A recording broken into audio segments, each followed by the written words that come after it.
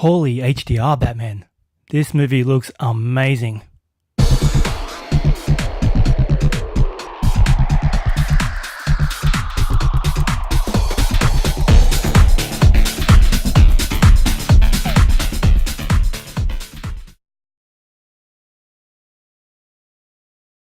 Hey guys, so I just finished watching Christopher Nolan's The Dark Knight Rises. He definitely finishes the trilogy on an absolute high. This movie is stunning. It's a epic in scope, massively long, full of drama, full of great performances, and a really nice way to cap off the series. This is a masterful film, and the trilogy as a whole is just exceptional work. Starring Christian Bale, Tom Hardy, Anne Hathaway, Gary Oldman, Joseph Gordon-Levitt, Marion Cotillard, Morgan Freeman, Michael Caine, Matthew Modine, Ben Mendelsohn, Aidan Gillen, Nesta Carbonell, Liam Neeson, Joey King, and Cillian Murphy. So basically, it's been 8 years since the end of The Dark Knight. Batman stopped Two-Face from killing Commissioner Gordon's son and taking the blame for his death. They didn't want the public to know that Harvey Dent had become Two-Face and had been corrupted. So in order to keep his legacy alive and thus keeping order in Gotham, Batman takes the blame because he's a figure. He can run, he can hide, he can escape. We have Harvey Dent once again held up high as the White Knight. And with the Dent Initiative, Commissioner Gordon and the police force are able to keep a lot of the criminals of Gotham locked up for good. So 8 years later we return. Bruce Wayne has been in hiding. Batman's been retired. But a new figure has arrived in Gotham, Bane. Tom Hardy delivers another powerhouse performance. This guy is just a chameleon. Every time he gets into a role, he becomes that character. He is amazing. He did the same thing in Mad Max Fury Road, The Revenant. And here, his character of Bane is a big, menacing monster of a man who you believe is quite capable of literally beating Batman half to death. His plan is to carry on the legacy of Ra's al Ghul, Liam Neeson, who was killed at the end of Batman Begins. Batman didn't necessarily murder him, he just let him die. So Ra's al Ghul's plan to destroy Gotham City is being carried out by Bane through an intricate web of plans and deception and just planting bombs everywhere, disrupting the entire police force, kidnapping public officials, and just with fear turning the city against itself. And once again, Gotham City is about to destroy itself, and it's only up to Batman to save the day. We also have Anne Hathaway turning up as Catwoman. As never said in the movie, she's only ever referred to as Selena Kyle. Her Catwoman is graceful and captivating. She does something really remarkable with the role, something we've never seen before, playing her pretty much straight-laced as a cat burglar. Christian Bale returns as Batman. His Bruce Wayne this time around is crippled with arthritis. He's got no cartilage in his joints. He's got multiple concussions, contusions. His body is a wreck. It's been 8 years since The Dark Knight. So he's an older man now. He's wearing the cost of his life as Batman. His body is falling apart. So he's older, wiser, maybe, and he doesn't need to hold up the mantle of Batman anymore because of the Dent Initiative, because the crime has been pretty much stopped in Gotham City. It's still there, but it's nowhere near what it was. Batman's no longer needed. So when Bane turns up and starts corrupting the city once again, he's going to have to be pulled out of retirement to answer the call, because Bane is a ruthless foe and only Batman can stop him. And the fight scenes between Bane and Batman are really quite brutal. Not quite like the comics. In the comic, Bane literally breaks the Bat's back. In this one, it's in the movie, it's kind of alluded to, but nowhere near as graphic as it could have been. I think the comic was actually more graphic in the breaking of Batman's back.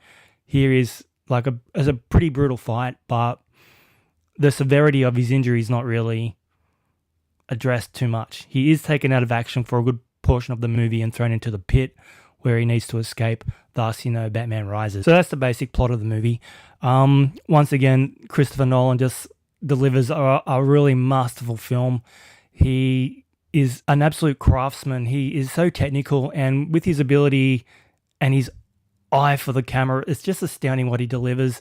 His movies are second to none. They are fantastic. Although, in comparison, it has to be said, I think that The Dark Knight is still the best movie in the series. It's got so much going for it. It was brand new off the back of Batman Begins. Heath Ledger's performance obviously kind of elevated that movie to something else. So when a movie is so grand and so beloved, the next one in the series, no matter how good it is going to be in that movie's shadow. This is a fantastic movie, but I think in comparison, it just doesn't hold a candle to The Dark Knight. It's still fantastic. Joseph Gordon-Levitt is one of my favorite actors, and having him in this one is just amazing. There are so many great players in this. You got your Michael Caine's and your Morgan Freemans and your Gary Oldmans and your Anne Hathaways, and everyone brings their A game. Christian Bale is also a wonderful actor. So there's so much talent in front of the camera and behind it. It's just, it doesn't fail to entertain you.